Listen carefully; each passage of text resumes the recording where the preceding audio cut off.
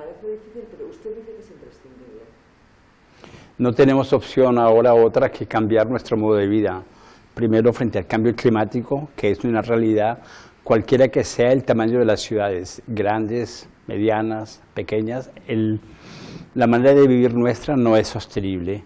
Necesitamos, por lo tanto, disminuir nuestro CO2, cambiar nuestro modo de trabajar, de consumir y sobre todo de desplazarnos. La pandemia, que hace 2 años nos está azotando en el mundo entero, incluyendo aquí, y que no sabemos cuándo termine, ha mostrado que tenemos igualmente que cambiar nuestro modo de trabajar y nuestro modo de desplazarnos, lo que va en el sentido de lo que estoy proponiendo desde hace más de 5 años, cuando hubo la Copa 21 en París. Pero eso tiene un precio. No sé si nuestra sociedad, que es en muchos aspectos muy complaciente, está dispuesta a pagarlo, porque claro, tiene unos peajes, ¿no? Si tienes que cambiar en gran parte ir de puerta a puerta en coche, ¿cómo ve usted a la sociedad madura para, no, la sociedad, las instituciones, etcétera, etcétera, ¿no? ¿Usted qué observa en lo que ve? ¿Cree que hay madurez suficiente? ¿Cuál va a ser el precio? Acabamos de terminar la Copa 26 en Glasgow, que nos ha mostrado que no tenemos otra alternativa que finalmente cambiar nuestro modo de vida. En todas las épocas siempre ha habido resistencias a los cambios y es normal porque es bastante humano. Al mismo tiempo, hemos aceptado lo inaceptable durante mucho tiempo. ¿Cuánta gente trabaja muy lejos del lugar donde vive? ¿Cuánta gente pasa más de 2 y hasta 3 horas diarias solamente para ir a trabajar? ¿Cuántas personas continúan haciendo sus compras en lugares deshumanizados, en los grandes centros comerciales, que no crean empleo local, que no crean actividad local, que no crean circuitos cortos locales? ¿Cuántas personas no tienen acceso a la cultura? Con la pandemia, ¿cuánta gente no tiene acceso a una salud de proximidad? ¿Por qué estamos en esta situación de confinamientos? Porque mucha gente va al hospital porque hemos perdido la noción de salud de proximidad. Entonces necesitamos hoy en día que ese cambio lo expliquemos, porque es indispensable pedagogía, pero no podemos negociar simplemente de quedarse viviendo como hemos vivido hasta ahora, porque Einstein dice, cada vez que queremos cambiar, si continuamos con los mismos métodos de antes, tendremos el mismo resultado de antes. Entonces, bueno, manos a la obra, y es obra de pedagogía de tener otra manera de vivir en los próximos años. Por ejemplo, a una ciudad como Bilbao, ¿cómo les convencería a ustedes? A una ciudad como Bilbao, que ya es muy grande, bueno, bastante grande, menos que París, pero ¿cómo se puede hacer eso? Una ciudad como Bilbao tiene ya una ventaja con respecto a grandes ciudades hipermetropolitanas, por lo que ha sabido construir de todas formas una manera de vivir un poco más calmada. El problema que tenemos en ciudades como Bilbao o equivalentes es la relación entre el hipercentro y sus afueras. Necesitamos, por lo tanto, obrar para tener sobre todo una descentralización de nuestra manera de trabajar.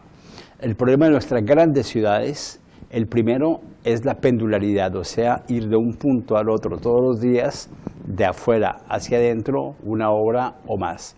Nosotros proponemos descentralizar los lugares de trabajo con lugares intermedios, utilizando las nuevas tecnologías, utilizando Internet para los empleos que son de servicios que hoy en día son mayoritarios. El segundo punto en Bilbao es la utilización de los edificios e infraestructuras que existen. Estadísticamente utilizamos un edificio 30 o 40% de su tiempo útil, o sea que 60 y 70% del tiempo útil ese edificio está cerrado simplemente porque sirve para una sola cosa. Si logramos que en un lugar, en un edificio, sirva para varias cosas distintas, en cada uno de los lugares en que está, estamos automáticamente disminuyendo esa presión de centralidad y esa presión de pendularidad.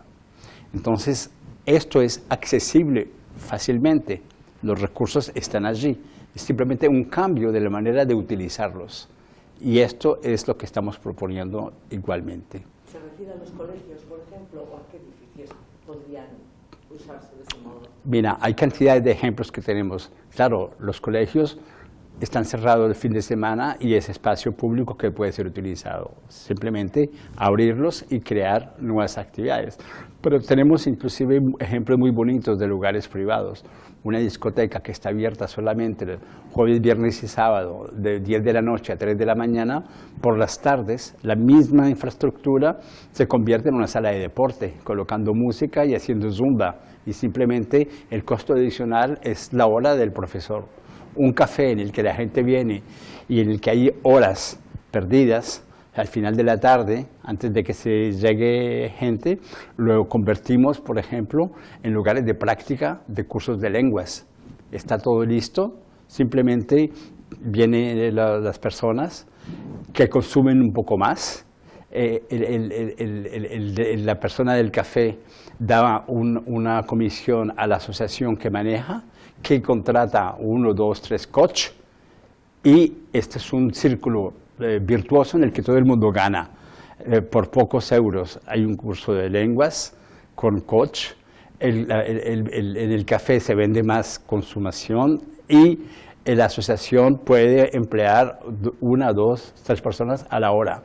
Hemos creado valor a partir de un lugar vacío, ¿ves? Pero esto podemos ampliarlo igualmente en muchos ejemplos, que los lugares sean públicos o que los lugares sean privados. En un almacén se pueden organizar talleres de reparación, talleres de aprendizaje, se pueden organizar exposiciones de arte, artísticas en la proximidad. La divisa fundamental es un lugar, múltiples usos y cada uso nuevas proposiciones, nuevas imaginaciones. Y cuando abres esta puerta, bueno, tienes cantidad de ideas que vienen casi espontáneamente, lo hemos visto, de utilizar más y mejor lo que ya tenemos, para descentralizar. La palabra clave, mejor utilizar lo que existe, descentralizar. Verdaderamente sí, lo va uno pensando así, hay muchas cosas que se pueden hacer, sí. ¿Hay algún ejemplo, o sea, usted conoce ejemplos, no sé, de alguna ciudad o tal, cosas que ya estén y se hayan hecho así con este sistema? Bueno, tenemos muchos porque llevamos ya, ahora con la pandemia, casi 2 años, que sean ciudades grandes, medianas o pequeñas. Podemos tomar, claro está, el caso de la ciudad de donde vengo, de París, porque la alcaldesa Ana Hidalgo ha tomado esta bandera en la ciudad y se han abierto las escuelas ahora los fines de semana, se han creado comercios de proximidad en los cuales la alcaldía ha creado una empresa que compra lugares en toda la ciudad y los arrienda a precios más bajos para poder instalar comercios que no son muy rentables, librerías, centros de arte, lugares de venta de objetos de segunda y tercera vida, que son muy concretos para que haya en todo lugar.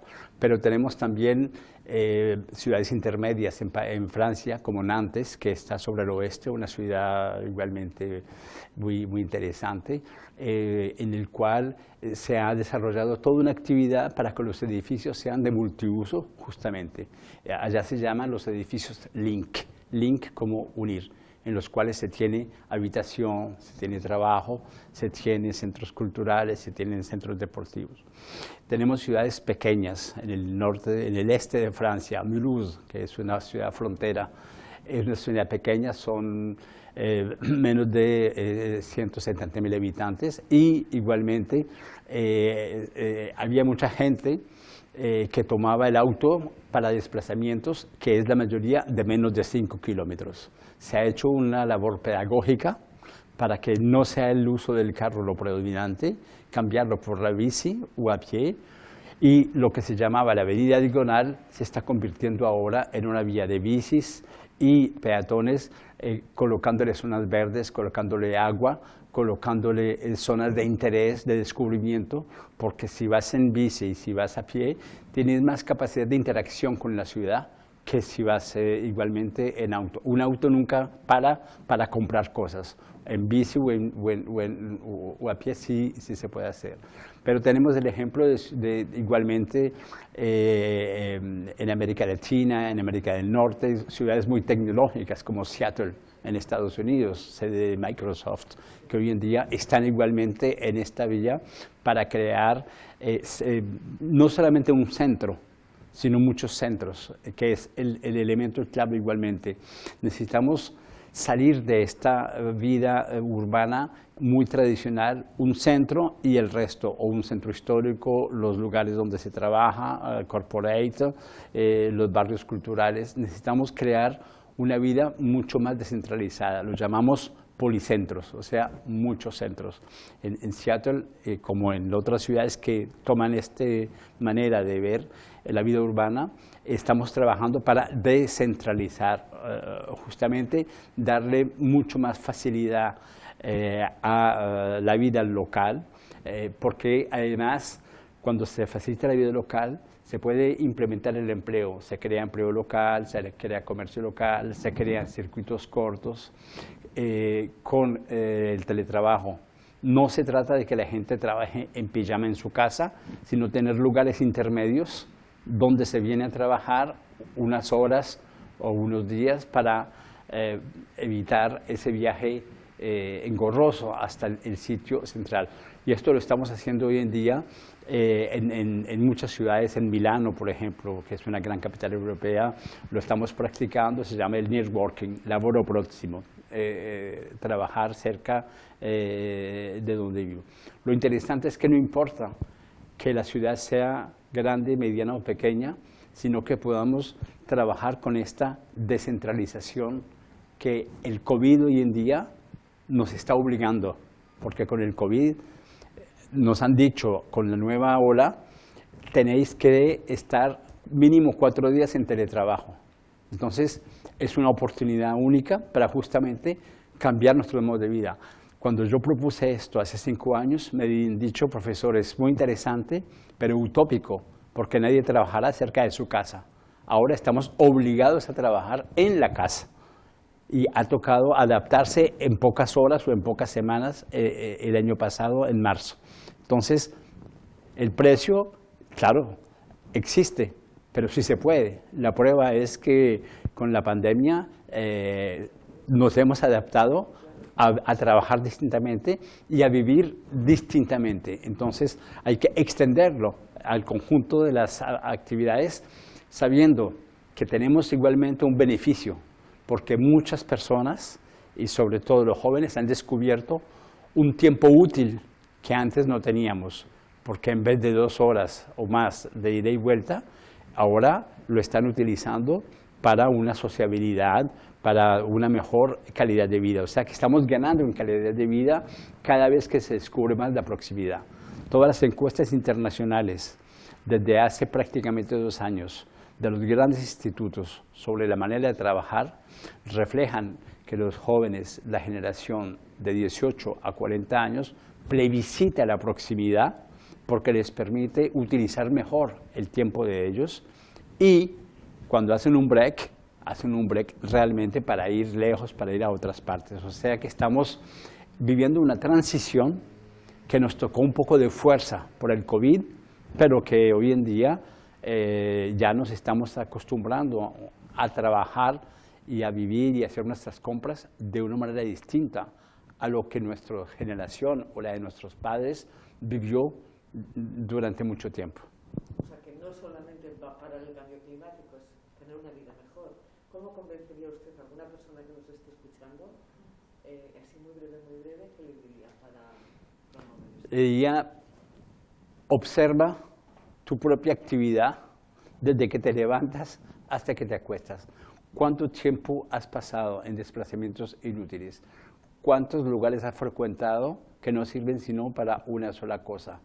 ¿Qué tipo de valor añadido has dado a tu jornada laboral para emitir menos CO2?